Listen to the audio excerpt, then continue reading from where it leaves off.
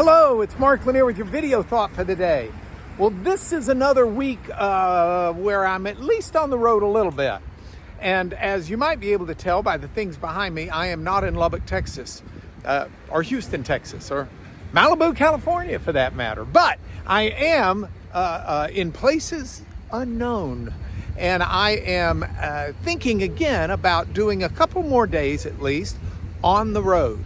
So these are days where I look at passages in the Bible that talk about roads or ways of life and try to put together a thought that I can share with you that might be worth your time listening. So this morning, I was looking at a passage in Deuteronomy chapter 27. Now, Deuteronomy is a collection of speeches and thoughts and things for Moses as they get the people ready to move into the promised land. And in Deuteronomy chapter 27, God's giving some instructions to Moses.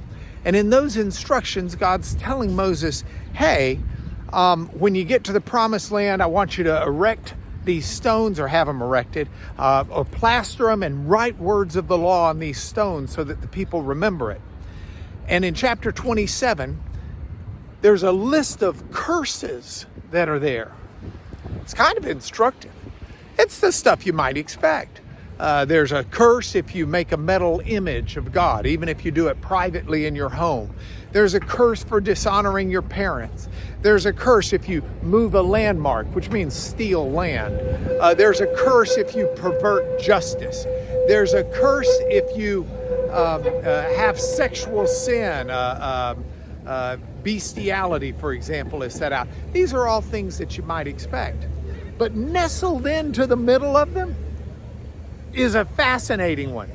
It says, cursed is the man who misleads a blind man on the road.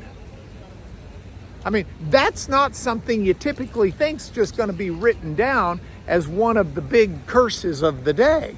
Misleads a blind man on the road. What's he talking about there? It's very clear from this that it is a great importance to God how we treat other people. And that even someone who might physically seem disabled or physically seem disadvantaged is someone who's worthy of good respect, worthy of someone who's worthy of being treated well. We don't abuse those people who are in a position to be abused. And I'm thinking about this because it really affirms for me the concept that we are to show respect and deference, and not only that, help to everyone we meet. Doesn't matter what they look like, doesn't matter whether they're in our circle, doesn't matter if we like them, doesn't matter if they look good, doesn't matter if they sound good, doesn't matter if they smell good. We're not to avoid those people. We're to try to help those people. It's just that little nudge reminder of how our life should be oriented, to be focused on other people and not on what might thrill us or what might make us laugh, or what, the way we can poke fun at people who don't quite have it all together. That's not to be our attitude as followers of God.